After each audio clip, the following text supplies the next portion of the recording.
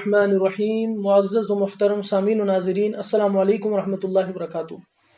ایک مسئلہ یہ پوچھا ہے ایک صاحب نے کہ میں وضو کر کے مسجد میں پہنچا، نماز ہو رہی تھی اور 2 صفیں مکمل تھی، اور جب میں مسجد میں حاضر ہوا نماز کے لیے تو تیسری صف میں کوئی شخص کھڑا نہیں تھا۔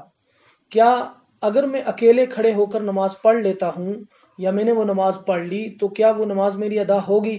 بلکہ ہم نے تو یہ سنا ہے کہ جب آدمی اکیلا ہو پچھلی صف میں تو ایک آدمی کو آگے سے کھینچ کر پیچھے کر لے، تو کیا وہ کھینچ کر پیچھے اپنے ساتھ کھڑا کرنا ضروری ہے؟ یا اکیلے اگر نماز پڑھ لی، صف میں کوئی دوسرا آدمی نہیں تھا تو نماز ہو جائے گی؟ اس طرح کا سوال پوچھا گیا ہے۔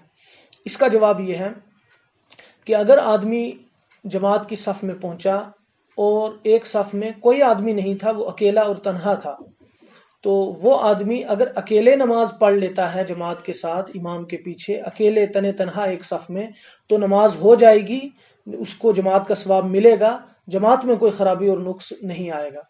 بہتر یہ ہے کہ آدمی آگے سے کسی شخص کو اشارے سے پیچھے کر لے یا اس کو تھوڑا سا کھینچ لے اور 2 آدمی مل کر ایک صف میں کھڑے ہو جائیں۔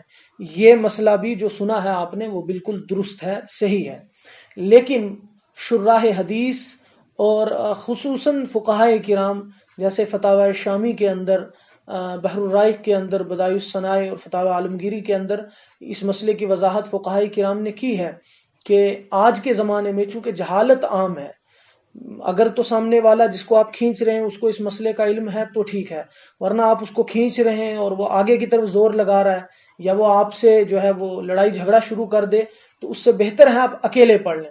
اس لیے فقہائے کرام لکھتے ہیں والقیام وحدہ فی زماننا اولا لغلبۃ الجہل علی العوام، کہ موجودہ زمانے میں عوام کو مسائل سے ناواقفیت اور جہالت ہے، اس وجہ سے اکیلے ہی اگر کوئی جانکار ہے وہ کھڑا ہو جائے، وہ صبر کر لے، اس کی نماز ہو جائے گی۔ ہاں، اگر آپ جانتے ہیں کہ یہ سامنے والا، اس کو میں کھینچوں گا، یہ مسئلے سے واقف ہے، دیندار ہے اور شریعت کے علم سے جو ہے واقف کار ہے، تو آپ کھینچ لیں۔ البتہ آپ ویسے ہی کسی شخص کو نہ کھینچیں، تنہا نماز پڑھ لیں، آپ کی نماز ہو جائے گی اور جماعت کا ثواب بھی آپ کو مل جائے گا۔ یہ ہے مسئلے کی پوری تفصیل۔ اللہ پاک ہمیں مسائل کو سمجھنے کی، عمل کی توفیق عطا فرمائے۔ والسلام علیکم ورحمۃ اللہ وبرکاتہ۔